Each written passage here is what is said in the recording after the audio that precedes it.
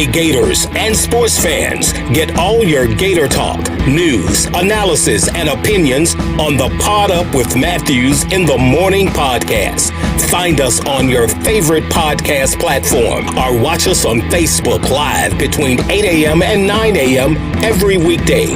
Pod Up, because we are Gator fans. So say it's great to be a Florida Gator.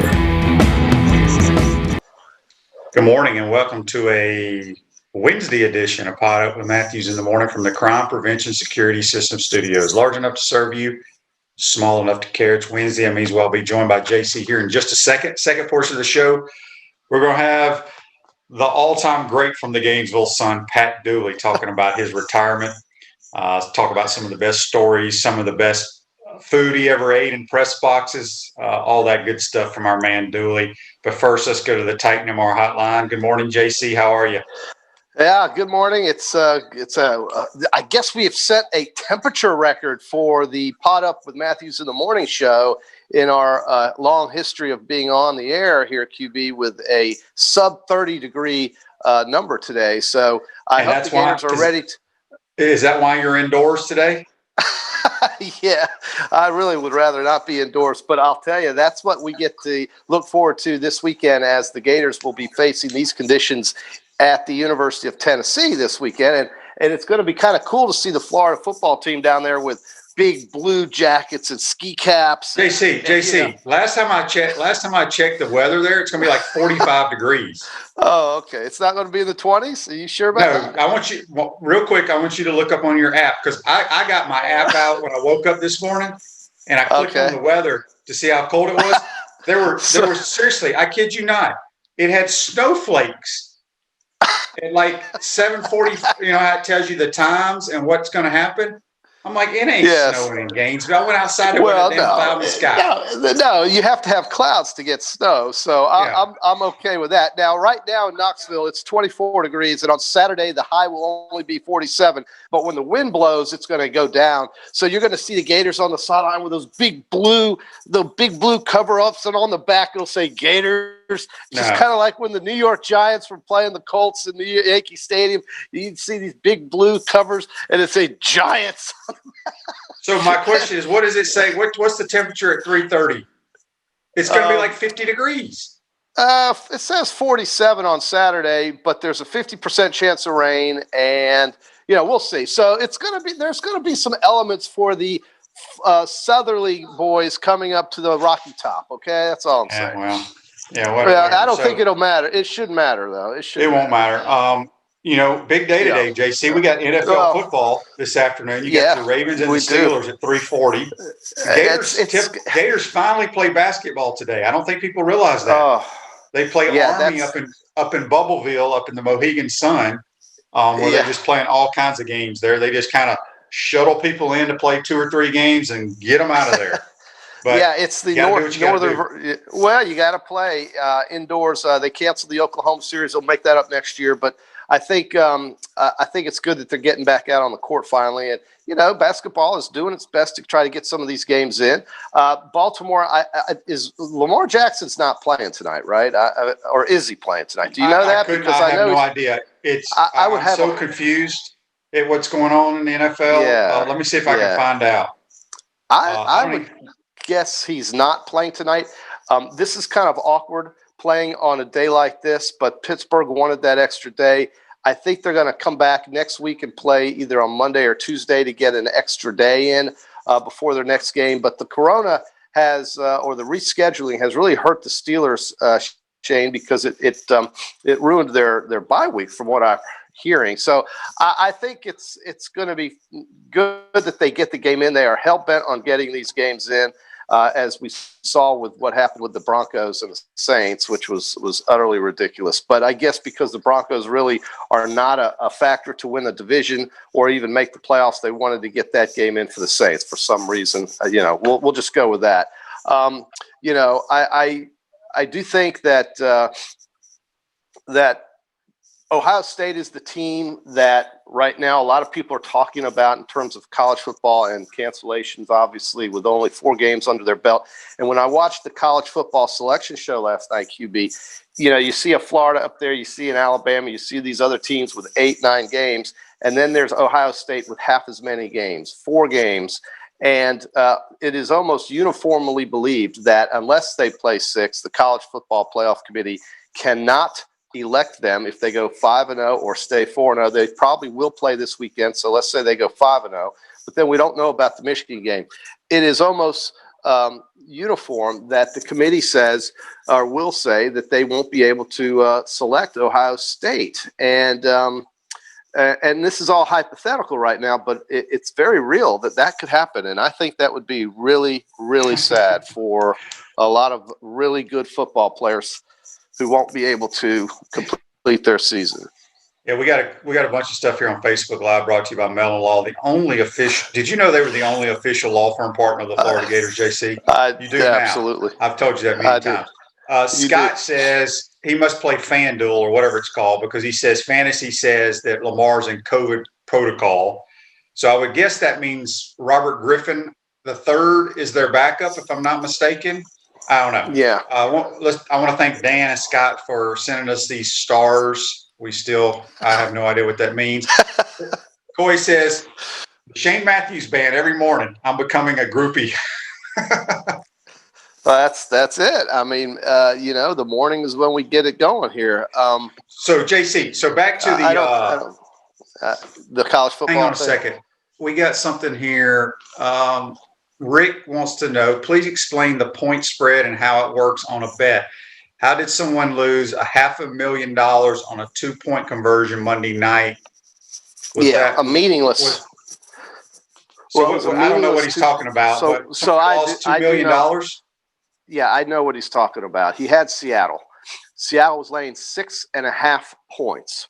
That means that Seattle has to win the game by more than 6 points for that side of the bet to pay. So they have to win by 7. They cannot win by 6 because the half point is involved. So they are minus 6.5. So all you have to do is take their final score, subtract 6.5, and that's the score of the bet. All right. So he had money on Seattle. Philadelphia scored literally, I think they hit Richard Rodgers with 20 seconds to go in the game. So I didn't see that game. 8-point game. To make it an 8-point game. Then, for whatever reason, with, again, 20 seconds to go in the game, Philadelphia decided to go for 2. They made it. It then became a 6-point game. They're inside the 6.5-point number, and the Seattle bettors lose. The Philadelphia bettors win. Let me ask you this. I heard something. Did they throw a Hail Mary or just complete a pass to score the touchdown? Somebody told me it was a Hail Mary. Yeah, it was a long pass. It was over 30 yards, I think, and Richard Rodgers. So it wasn't really a Hail Mary where you throw it and everybody jumps up and tries to catch it? No, I think he just busted coverage and found the seam and went in. I didn't see the play, but it was about a 30-yard play, QB. So, and he's a tight end, okay? He was a tight end. So maybe – but he caught the ball, and then they could have kicked it and made it a 7-point game. Instead, they went for 2, and obviously that's what you're going to do, right? With 20 seconds left, you could get an onside kick and then throw a Hail Mary. So that's what they did. They made the extra point or the 2-point conversion that went from 8 to 6. The final score was a 6-point number, and all of the Philadelphia bettors backdoored it, as they say in the business. Okay, so we got that out of the way. So, JC, I want to get back to the playoff rankings last night. Yeah.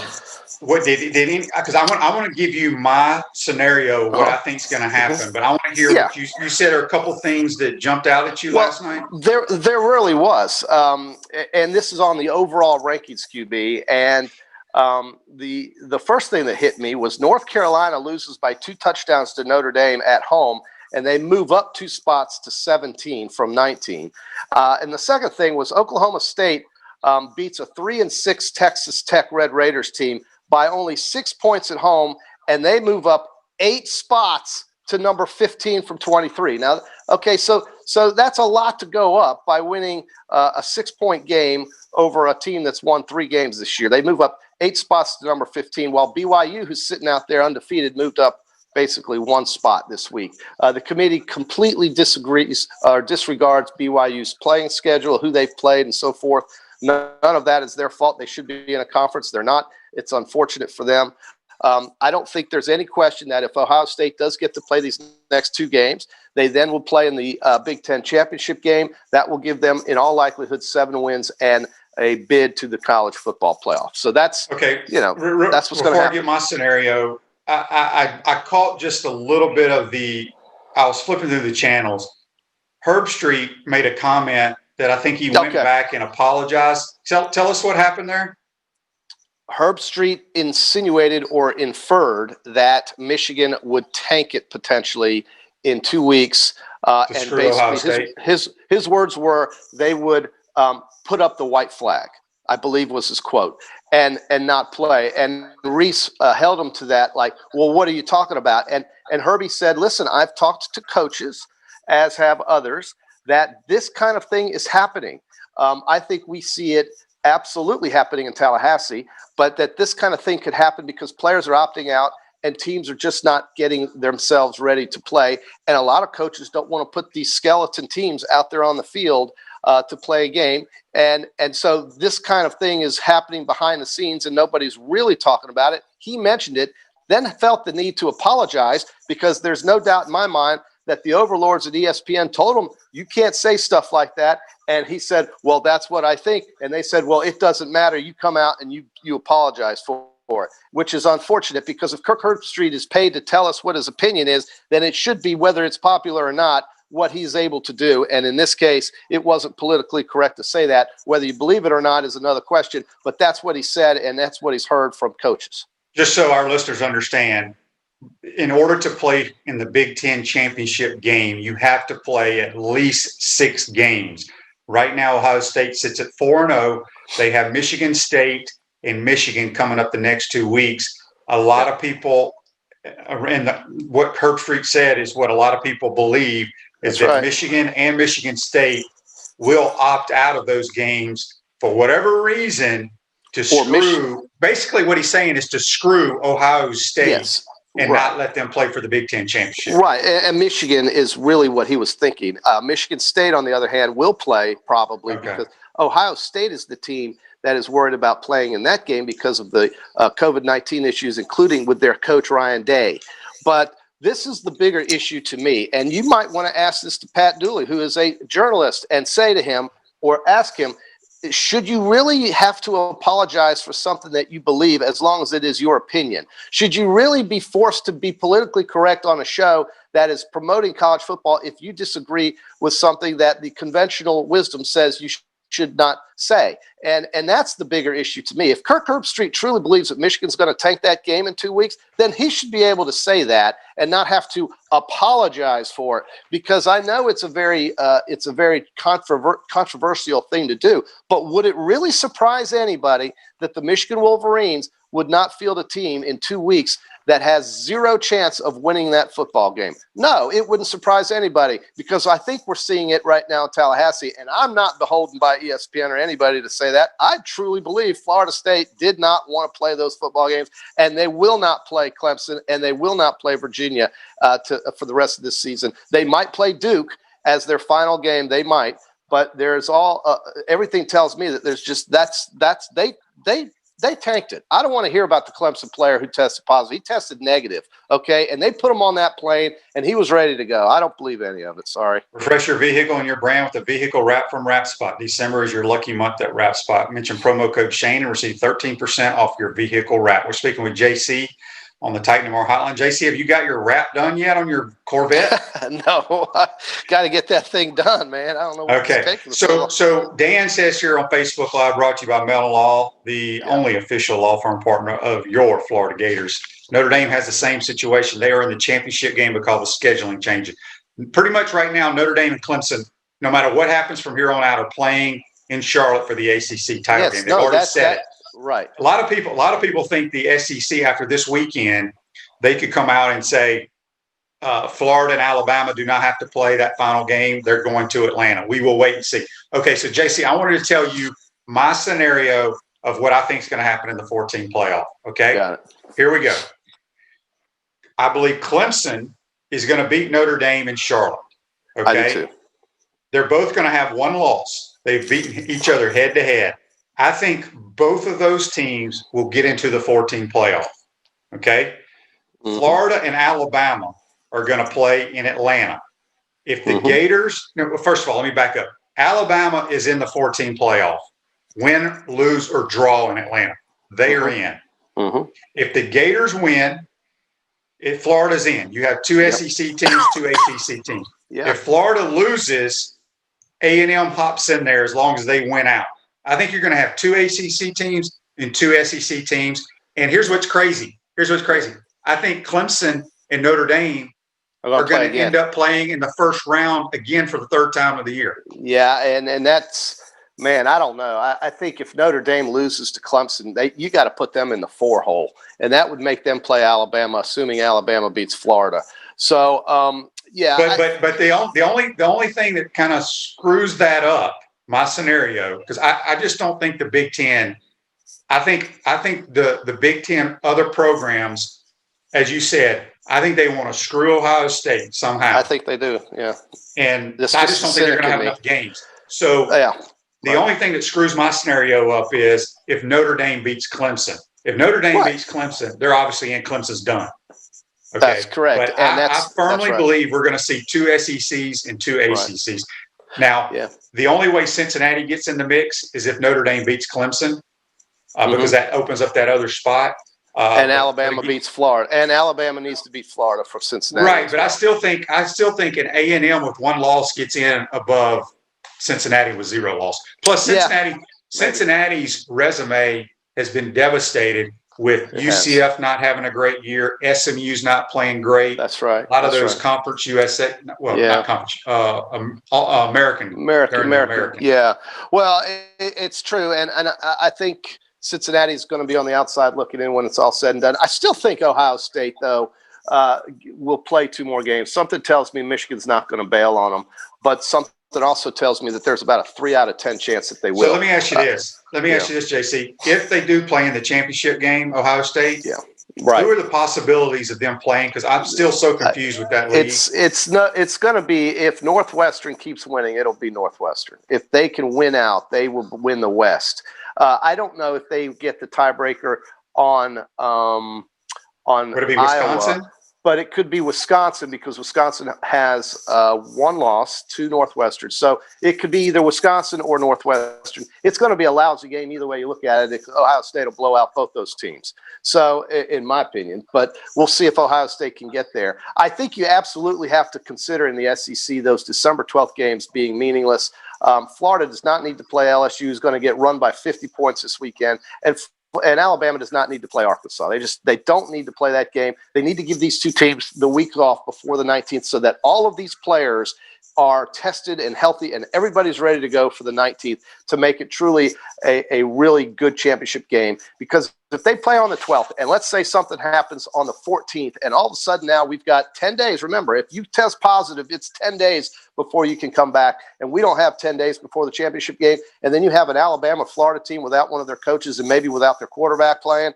Something like that would really mess up the championship game if they're so interested in making the championship game the best game it could be. I feel sorry for the Wake Forest fan who wants to go to that game to watch Notre Dame come in town. They're not going to play that game now, and they shouldn't. Wake Forest has not played a game in like over a month.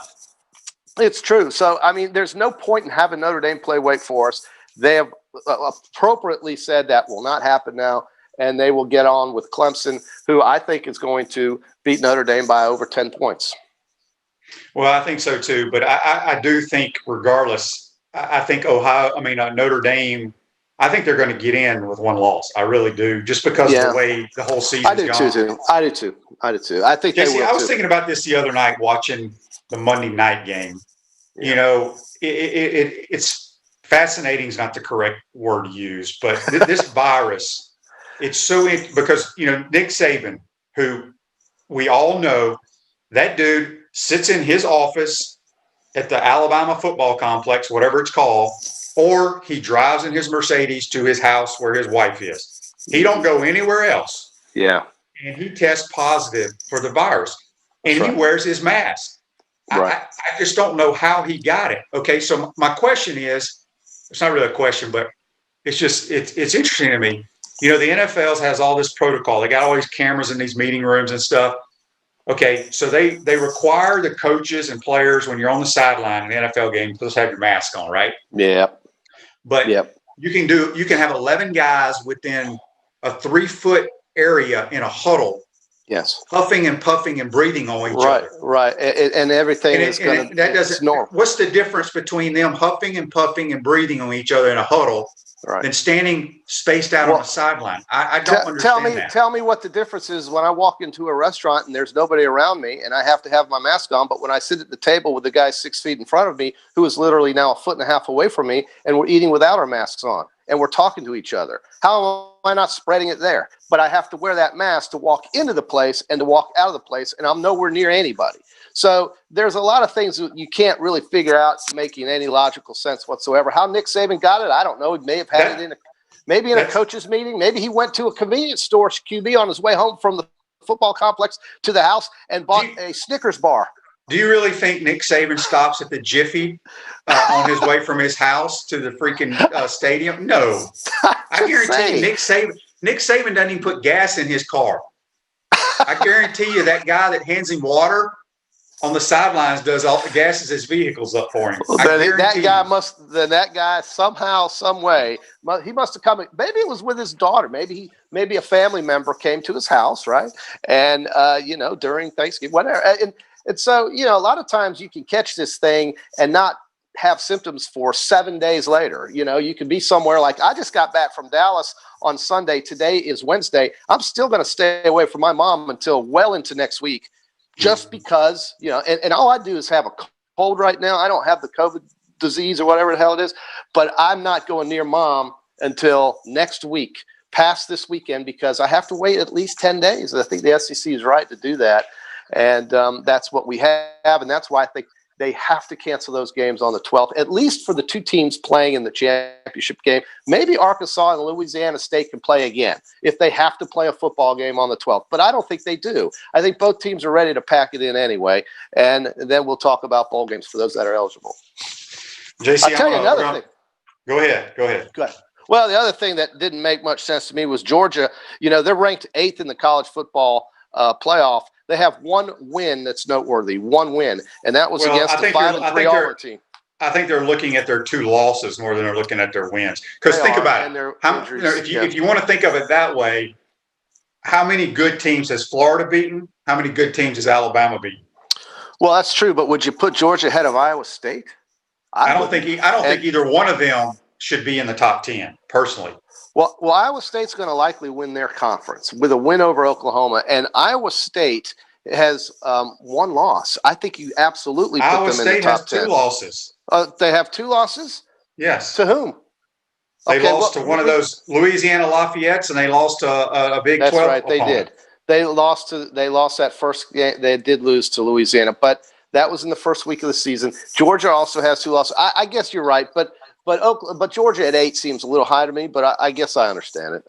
They have one win over a team, and they lost to South Carolina. Okay, so they have. Georgia did not lose to South. Auburn lost to South Carolina. Georgia beat Auburn, and that's their best win is Auburn. Okay, but like I said, what is the best win that Alabama has? Texas A&M. Okay, what's the best win Florida has? Georgia. Okay, there's my point. SEC stinks this year. Every conference stinks this year except for 1 or 2 teams at the top. Mm-hmm. This is the worst I've ever seen the SEC. Well, it's a bad year. Let's just face it. It's a bad year. It is. Let's get to our Comfort Temp. This day in sports at Comfort Temp. Comfort is our business. Peace of mind is our promise. This month, get a free annual maintenance plan with every residential duct cleaning purchase. That's $199 value. Our service department is available 24 hours a day, 7 days a week for your convenience. JC, you got your ducts cleaned? Yeah, got to do that too. It's got some fall projects coming. Yeah, do that. So this day in sports, back in 1989, the 55th Heisman Trophy award went to who, JC? In 1959? No, 1989. 89. Oh, 89. John Cappelletti. I don't know. In 1989? No. I just threw a name out there. No, he was in the 70s. In 1989, QB, you got me on the spot there. He played in the Southwest Conference. Quarterback. Southwest Conference. In the Threw for 1 million yards. Had to be an Oklahoma guy. No, it had to be just tell me. Andre Ware. Andre Ware, Houston Cougars. Houston, yeah. I knew he played for the Cougs, and I forgot that they were in the Southwest Conference. I think they were in the Southwest Conference. No, they may have been. Look, Corey knew we got people that knew the answers. Look at that. Trey and Corey, these guys, they know they're Heisman Trophy winners. You put me on the spot there, QB. My God. JC, we got a few more minutes that we're going to get to the living legend, Pat Dooley. I'm going to ask him about I'm going to definitely ask him about the Kirk Herbstreit deal, being a journalist. Oh, yeah. Well, and I think, listen, a columnist is different than a beat writer. Pat Dooley was a columnist. Maybe he was a beat writer at one time, but then he, as they say, graduated up to being a columnist. Gives you an opinion. A beat writer basically covers the beat, covers the Gators. The Robbie Andrew is going to tell you what the coaches said, what happened, this and that and the other. Pat Dooley is going to tell you why, in his mind, it happened. And and so Mike Bianchi is another. He's a columnist. Gene Fournette is a columnist, and the other guys are beat writers, and beat writers cover the beat. And they work in tandem together, and they create relationships. And as Robbie told you the other day, it was a lot easier for media guys in the past because you were having more personal contact. Now everything's so staged and set up. So it's a little bit tougher for them. But still, he's got great contacts. I need to talk to him about his 401k rollover is what I need to talk to him about with that retirement. There you go. He spent a lot of time at the Gainesville Sun. I got to do something with his money. But anyway, right. yeah. That's a great career. He loves the Gators. Pat is, I think he's 66 years old right now, so he's right at that retirement age. But he's still going to talk about Florida football. He's one of the oldie goldies of Florida football. He can tell you what happened in the 60s and 70s and go right on up to where we are today. And that's what I think people really love about Pat is the fact that he's been around. He knows so much about Florida football, and Florida football is his life as it comes to, in regards to what his knowledge base is centered around in so far as sports is concerned. So, it's really an accomplishment to get to a point where you're able to walk away and say, hey, that's great. I'm just curious. I would like you to ask him why they couldn't wait until after the Florida season. This could be what is considered one of the greatest football seasons ever for the University of Florida if it works out the way all the Gator fans want it to work out. I will ask him that. And I'll ask you one more thing. Well, let's remember, Scott Strickland hired Dan Mullen, yes, but he asked Chip Kelly first. And even though UCLA seems to be finding its footing right now with Chip Kelly, that would not have been as good a hire as Dan Mullen. I think Chip Kelly was the first guy he called over Dan Mullen. I think that's pretty accurate. But ask Pat that too, because I know he hired both. Or he hired Dan, but he first called Chip Kelly. All right. Well, JC, go get in your pajamas and watch some NFL football today. Watch the Gators at 2:00. Yeah, we'll talk to you on Friday. Go study your picks. All right, my man. Okay. Well, we'll see you Friday, baby. At Center State Bank, we put business first. We're the largest community bank in the state of Florida and understand that small businesses need a community business partner that they can rely on. Center State has 5 convenient Alachua County locations to serve you better. Center State Bank, member FDIC. Going to take our first time out of the pro. When we come back, we'll be joined by Patrick Dooley on the Titan MR Hotline. You're watching and listening to Pot Up with Matthews in the Morning. This is Shane Matthews. Thank you for listening to Pot Up with Matthews in the Morning. You can also check me out on Inside the Huddle with Steve Russell and the head ball coach Steve Spurrier. Tune in every Tuesday during football season on WRUF 98.1 FM, 8:50 a.m. at 10 o'clock in the morning, or find us on your favorite podcast platform. We want to take this moment to thank all our sponsors who keep the show going and pay the bills. Our Gridiron sponsors are Crime Prevention Security Systems, large enough to serve you, small enough to care. Titan MRI, Gainesville's only locally owned and operated MRI facility. Meldon Law, where you matter most. Peachland Dental, Gator Nation's first choice for dentistry in Port Charlotte. Comfort Temp, comfort is our business, peace of mind is our promise. Celebration Point Town Center, Center State Bank, Chris Doring Mortgage, Some of our touchdown sponsors are Campus USA Credit Union, Adams Ribs, Doreen Wiebe Realtor, Caldwell Banker MM Parrish, Gator Dominoes, Celebrate Primary Care, Davis Gainesville Chevrolet, Miapa Latin Cafe, Wrap Spot, Okido America, Gators Dockside, Radware for all your promotional needs, Style Cuts, Ironwood Golf Course, TB Financial, Meadowbrook Golf Course, Dar Shakow Insurance. If you are interested in promoting your business on the show, you can visit our website, potupwithshane.com, and click the Advertise button or call Freddie at 352-284-3733. Again, thank you for all the great businesses that support the show. Please remember, if you like what we are doing here, thank our sponsors and support the businesses that support us. Hi there, everybody. This is Steve Spurrier, former University of Florida head football coach, and I've been blessed with a lot of things during my playing and coaching career here at the University of Florida. Lucky to win the Heisman Trophy way back in '66. We won the national championship in '96. And now we're bringing that same winning attitude to the restaurant game. In the spring of 2021, we're opening Spurrier's Gridiron Grill in Celebration Point right here in Gainesville. So we need the 5-star recruits at all the positions in the restaurant, from the front to the rear. So if you think you got what it takes to make the cut and work for us, I invite you to have a one-on-one meeting and greet with our management team at Hotel Indigo at Celebration Point. Learn all about our job opportunities with the restaurant. Now let me make this clear. We're only looking for the best of the best. So if you love your job and you love the restaurant business and want to be part of the most elite team here in Gainesville, then we want you to come and learn more about this experience. With your help and the best food, drinks, and services, we'll make Spurrier's Restaurant the envy of the Bulldogs, the Seminoles, the Vols, and everybody. So go to SpurrierDraft.com, fill out the application, and we'll see you then. Take care and go Gators.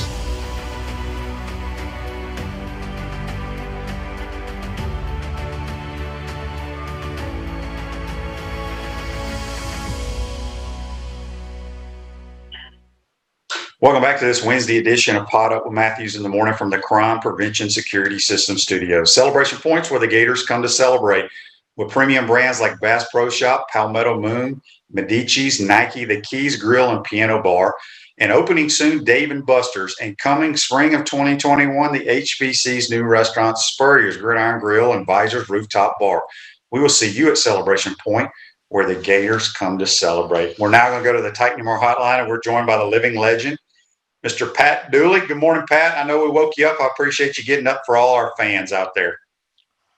Well, I would get up for you anytime, Shane. But yeah, I'm looking forward to going to that Visor Bar, man. I was going to say, I bet the head ball coach is going to have a special spot for Pat Dooley over here at the end of one of the bars. I don't know. We'll see now that I'm technically unemployed as of today. How my status will drop. We'll see, but we got so much good stuff planned that I don't feel unemployed. Yeah, you're going to stay busy. There's no question, and we'll get to that. Real quick though, I'm going to ask you a bunch of questions, but talking about Coach Spurrier's restaurant, you had a great relationship with him. When he had his, I can't remember if it was the 50th wedding anniversary or some, and then we had the Spurrier era reunion. Right. He only invited so many sports writers to that. You were part of it. Just talk a little bit about your relationship with him. Yeah, it has been unbelievable. I think Bianchi begged his way into that thing, but no, it was great when he was coaching here, and it continued when he was with the Redskins. And I went up there and did a story on him, and then I remember the day that he left the Redskins, and I was the only guy he talked to. He didn't want to talk to all the other guys. He just wanted to talk to me and let me be kind of the spokesperson. And then it just continued on at South Carolina. We went up to his first game, and just getting him back here has been so great to have him be the ambassador. And we just have fun. We played a little golf the other day. I think it's because we both respect each other. And I don't know why he respects me, but why I respect him. So, but we get along really good, and I think it's because of, he's got one. This, Shane. He's got one credo in life: don't lie. You know, if you don't lie, you can be my friend. If you lie, we're not going to be friends. Yeah. You know, he had some issues with some sports writers over the years, the Larry Guess of the world. I think there was some guy up in South Carolina. And that's because Larry Guess lied to him. Right. So my question to you is, though, but, you know, Coach is one of these kind of guys. He used to read the paper. He still reads the dang paper. He's like the only human being I know that actually drives to the grocery store, Publix, buys it, and goes back home and reads it. Did he ever pick up the phone and call Pat Dooley upset about some article you wrote? Yeah, the maddest he ever was actually about when you guys got put on probation. You know, that was you'd played like 2 games into that year, right? The 90 season. Yeah, 2 or 3, something like that. Yeah, and so they came down with a ruling that Florida couldn't be in a bowl game and couldn't win the SEC, and he was livid. And so I wrote a column saying, hey, it could have been worse. You're only 5 years removed from really bad probation because the NCAA had come in on Charlie Pell. They could have given you the death penalty. And he didn't see it that way. He saw that nobody on that staff, none of those players did anything wrong. So he was angry. He says, you just don't get it, do you, Pat? And but it was one of those 7 a.m. wake-up calls that you never want to get. And we had been out because it was over. The whole thing was over finally, that we had gone out that night, all the writer boys. And so we were a little groggy anyway. But when he calls at 7 a.m. and starts yelling at you with that high-pitched voice, man, it is painful. Yeah, no doubt. Pat, what year did you come to start covering the Gators for the Gainesville Sun? Well, I came here in '87. In fact, I came here the week of Emmett's first home game. But I was sports editor.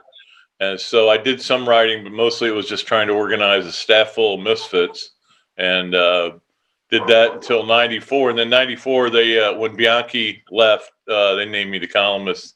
It took a little while to convince them I could do the job, but okay, because we got a couple of Facebook Live questions here about some stuff that happened in '85, but you weren't covering the Gators for the Gainesville Sun. I was still covering them, yeah. I wasn't with the Sun, but I was covering for the Times Union. Yeah. Okay, so Dan asked here on a Facebook Live brought to you by Melton Law, asked Pat if he was there in '85 versus Kentucky when the plane flew down over the field.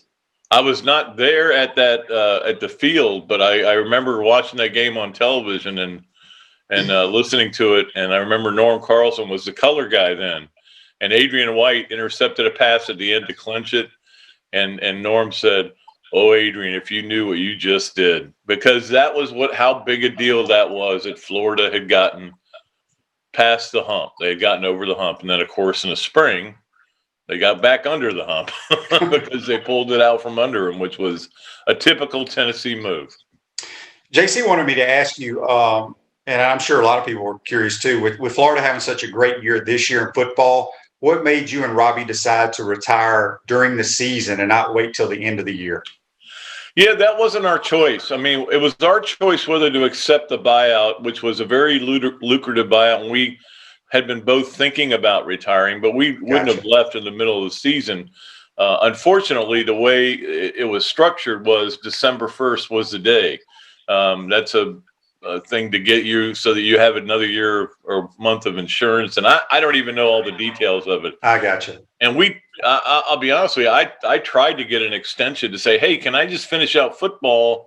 You know, this is a special season. We could have a guy win the Heisman, but that was turned down. So we didn't want to leave during the season, but we didn't have a choice.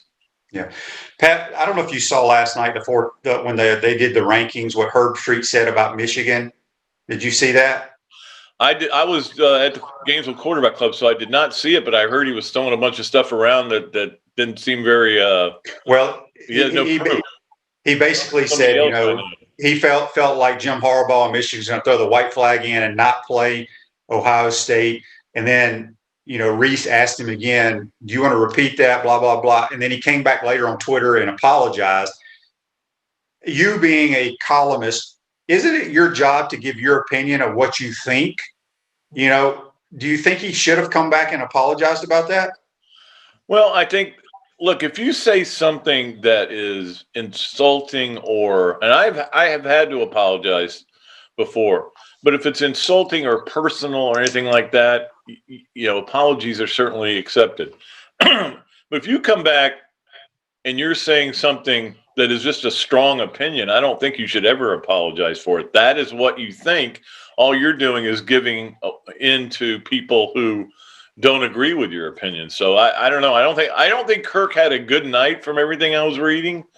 And there seems to be this kind of mentality of teams, saying, look, we've got COVID, we can't play. And I know a lot of people are pointing a finger at FSU.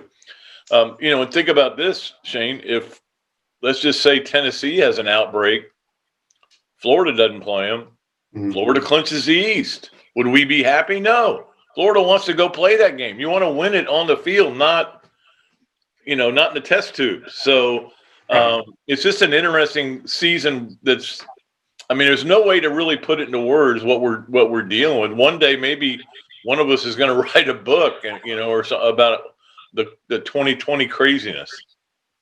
Hey, Chris Storing Mortgage, they do mortgage lending right, helping home buyers throughout Gainesville and North Central Florida. Call Chris Storing Mortgage today, 352-244-0840. Speaking with Pat Dooley, newly retired guy here on the Titan MR hotline. So, Pat, let's go back. I know people ask you this all the time, but our listeners probably want to know, what was the favorite time of covering the Gators for you? Oh, it was easily during the whole run of Coach Spurrier. The Tebow years were fun, but it was kind of, it became too big. Whereas with Steve, it still felt like our local team. These were the guys we covered, and the national media would come in, but they didn't come in as much. With Tebow, they were there all the time. So that was definitely the most fun, and Spurrier was the most fun. I tell this story all the time that when you covered Steve Spurrier, you would walk into those Tuesday press conferences. They used to be Tuesday, now they're Monday. You'd walk into that Tuesday press conference and go, man, I'm written out. I have no story ideas. I don't know what I'm going to do. And you'd walk out of it going, okay, which one of those stories are you going to take? And I'll take the other two because Spurrier had given you so much. So, it was great. And it was great. That time, was kind of at the end, Shane, of where the media would sit there and bring you guys in, and we'd sit around and talk for a while. It wouldn't just be guys at a podium answering questions. It would be just talk, and we would get to know each other a little better. I mean, you and I are friends. Me and Judd are friends. Chris Doring and I are friends. Judd Davis, all these guys that were players, Lawrence Wright, were players, and we're still friends because we got to know each other. And so that definitely was the best time to cover. And then the success is always a lot more fun, to cover than covering a bad team. Because Robbie and I were talking about this the other day. We don't have to ever go through a coaching search again. Thank goodness. That's the best part about retiring, because they are the most miserable things in the world. And you only have those if you have a lot of, failure. Yeah. Francis says here on Facebook Live, brought to you by Mellon Law, the only official law firm partner of the Florida Gators. Will Dooley be writing a book anytime soon? So many stories, not enough time. Yeah, I've been thinking about some things. I'm going to stay busy. I got some stuff going on, but I think a book is coming. I've got an idea for a book. I've thought about writing about 2020. I've thought about writing about just my years covering the Gators and the characters. I'd have a whole chapter on McElwain, but I don't know if anybody'd read it. Hey, I want to ask you. On a bus. Yeah, I want to ask you this. Obviously, I'm not even going to ask you what coach you preferred or you enjoyed the most covering. Obviously, we all know it's Coach Spurrier, because you never know what you're going to get. But when I've been around Dan, I was around Dan a little bit when he was here with Urban. Totally different guy. I mean, they're like night and day. And I don't know if it's because he got married, has kids, whatever. But I really believe he's got a little bit of Urban Meyer in him, but he's got a lot of Coach Spurrier in him. Would you agree with that? I totally agree with that. And he's got the mean Urban in him, the Urban that wants to make rivalries important. And, that's not my phone, is it? That's your phone. Oh, you know what it is? It's leaking into the computer. I got a brand new computer. So anyway, so yeah, he does have that mean part of Urban, and because Urban had a mean side, a tough side that believed in rivalries. But he's got that daring do of Coach Spurrier. I think there's no question about that. That he, like you see him going forward on his own 34. I mean, Steve Spurrier went forward on his own 1 yard line one time against FSU of all things. So that was the most amazing thing I've ever seen in my life. But you hit it right on the head. And in fact, Shane, I remember when Mullen was here as an offensive coordinator. And you and him didn't always see eye to eye because you were saying, no, this play works. We ran it in the SEC. I'm telling you. And he's like, no, it won't work in the SEC. And you're like, I ran it in the SEC. Right. Yep. No doubt about it. We got a question here on the Titan MR text line. Comes from Daryl. He says, Shane, could you ask Pat what his favorite memory of a game in Knoxville and your worst memory up there? Worst memory by far is 98. When they stormed the fences after Collins Cooper missed that field goal, and they tore down the fences, and it was just a mob scene. And Florida fumbled 8 times, I think, in that game. That was not pleasant. As great as 96 was, and that was certainly a great game. That game where when they went up there and won that game 10-9, they ended up bringing Treon Harris in at the end of the game and found a way to win that game. That was a fun game only because I don't know how the hell they won the game. Somehow they did. But then, the one where in Mullen's first trip up there, and they get David Reese back for that game, and they get all these turnovers early, and they just destroy Tennessee. That was pretty much fun too. I like that one. There's been a lot of good ones up there, a lot of fun ones up there. Yeah, not too many bad ones. Pat, I wanted to ask you. I saw a picture on Twitter. It was you and Robbie. I guess it was at the game Saturday with Scott Strickland and Jeremy. Obviously, y'all have great relationships with them, but they presented y'all with a Gator backpack. Any good stuff in there? I know you guys couldn't wear Gator stuff even though y'all love the Gators, but now you can. Did Foley and Strickland give you some free stuff? Oh yeah, there's major swag in there. A lot of shirts, a hat, and also some gift certificates and tickets to the LSU game for our families. So awesome. That was unbelievable. They didn't have to do anything for us. We're just a couple of hacks, covering the games. They didn't, and I appreciated just them acknowledging us. And I appreciated we got a standing ovation from the other media boys that were there. And that was really, and girls, that was really nice. So for them to give us that stuff, but they are right. Now he's got to, I should have probably worn a Gator hat today, but it's a little blocky. It looks like I look like Kevin O'Sullivan when I put it on. There you go. So you got some tickets to the LSU game. When's the last time you went and sat in the regular seats with the general public for a football game? 86, Florida, Georgia. Wow. You're not going to know what to do. I did go to the 91 game, but I was in a box, so that doesn't count. 91 FSU game. And I was there, and all of a sudden you throw the ball, and somebody goes, "Where's he throwing?" I go, "Harrison Houston's wide open." Oh yeah, that game. Okay, Pat, let me ask you this. I don't know if I've asked you this or not, but Florida's had some really good football teams. 3 national championship teams: 96, 06, and 08. Which one of those you think is the best? I think 96 is still the best, because 96 just bludgeoned teams. And they did it, and they would score, and they would keep scoring. They didn't care if you didn't like it; they kept scoring. The fact that they went and won that game in Knoxville with all that ridiculous hype over it, and then to get revenge on FSU to win the first one, to do something. I'm a big believer in doing something that's never been done. That's why I still consider Billy Donovan to be the greatest Florida coach in any sport, because Bill, what Steve took over was a lot of traditions with no tradition. and that was very difficult. But they had at least won an SEC, even though it didn't count. They had actually won 2, and they just didn't count. There was success. They were great. What Billy took over was nothing. It was a wasteland, and he built it into a national championship, playing for it 4 times in the Final Four. That to me was unbelievable. So 96 to do it for the first time, and especially to do it in that style, to beat those clowns, that really meant a lot to everybody. I mean, there were grown men in the stands crying that day, and that told you everything you need to know about how big a deal that was. Pat, so we got a chance for Kyle Trask to win the Heisman Trophy this year. You covered when Danny won it. You covered when Tim won it.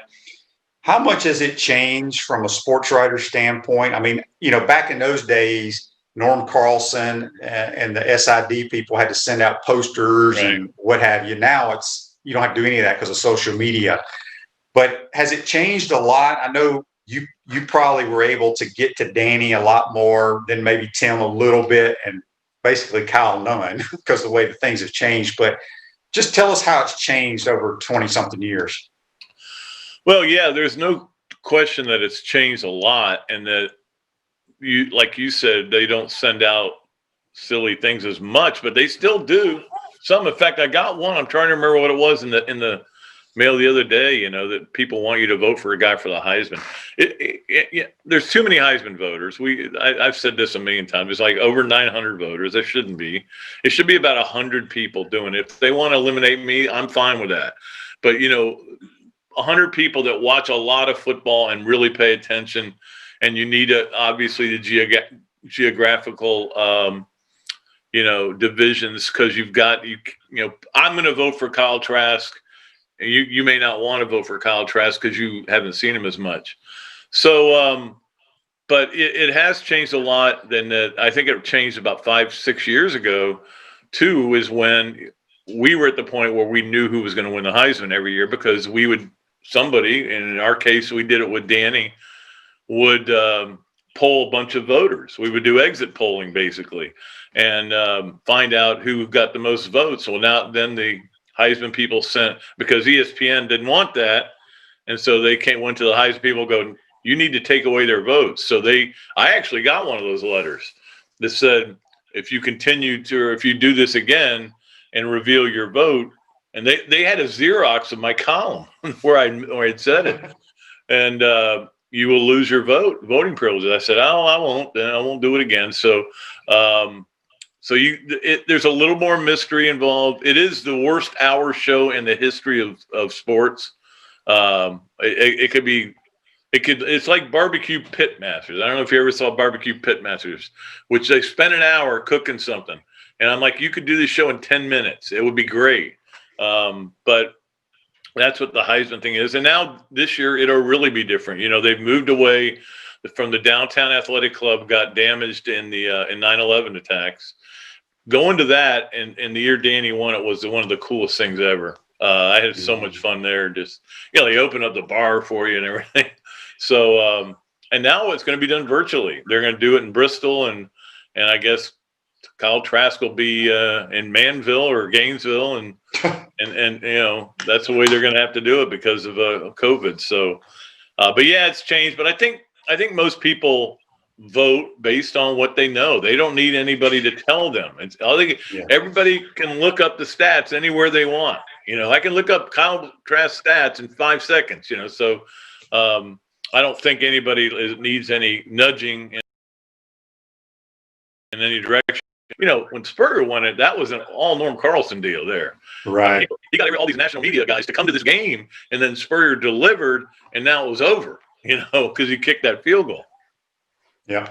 Well, Pat, we got about 1 minute left. We appreciate you taking the time to join our program. Congratulations again on a wonderful career. But you're still going to be around doing podcasts, doing this, doing that. So how can people find out about what Pat Dooley's doing?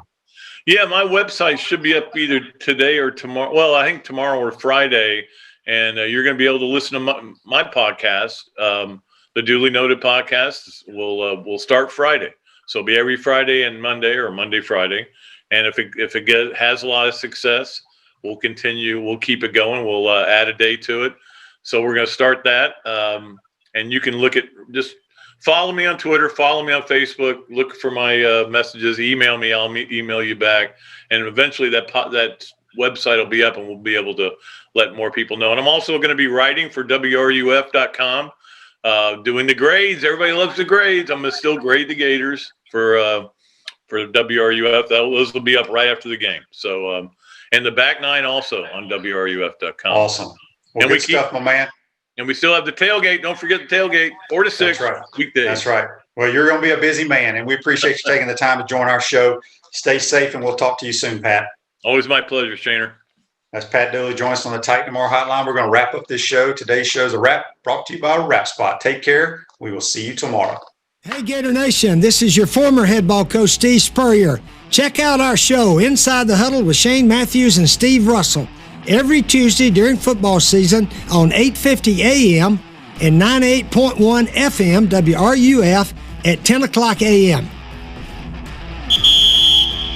We want to take this moment to thank all our sponsors who keep the show going and pay the bills. Our gridiron sponsors are Crime Prevention Security Systems, large enough to serve you, small enough to care.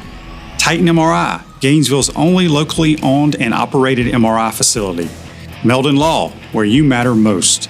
Peachland Dental, Gator Nation's first choice for dentistry in Port Charlotte. Comfort Temp, comfort is our business, peace of mind is our promise. Celebration Point Town Center, Center State Bank, Chris Doring Mortgage. Some of our touchdown sponsors are Big Mills Cheesesteaks, MB Listing, Cornerstone Financial, McDonald's Gainesville, My IT Masters, Gainesville Neon and Signs, 84 Lumber, Tropical Smoothie, Chick-fil-A on Archer Road, Aver and Smith Personal Injury Attorneys, Orange Theory Fitness, PRP Regeneration Specialist, and Dowling Signs. If you are interested in promoting your business on the show, you can visit our website, potupwithshane.com, and click the Advertise button or call Freddie at 352-284-3733.